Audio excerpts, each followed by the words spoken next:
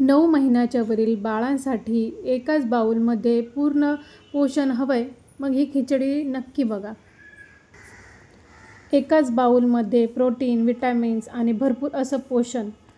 मी इथे मुगाची डाळ आणि तांदूळ घेतले आहे. यामध्ये बटाटा, गाजर, टोमॅटोचे तुकडे ॲड केलेले आहेत. याला मस्त छान असं स्वच्छ धुवून घेतलेलं आहे आणि मग कुकरला छान मऊ होईपर्यंत शिजवून घेतले आहे. शिजवून घेतल्यानंतर स्मॅशरने मस्त स्मॅश करून याला छान असा तडका दिलेला आहे. तुपामध्ये जिरे, मोहरी, हिंग ॲड केली आहे आणि यामध्ये हे मिश्रण ॲड करून चवीनुसार मीठ ॲड केलेलं आहे. माझे बाळ 1 वर्षाचे वरील आहे, त्यामुळे मी येथे मीठ ॲड केलेले आहे. अशा प्रकारे रेडी झाली माझ्या सारंगची मऊ अशी खिचडी. माझे बाळ नवीन नवीन पदार्थ खाण्यासाठी खूप एक्सायटेड असते.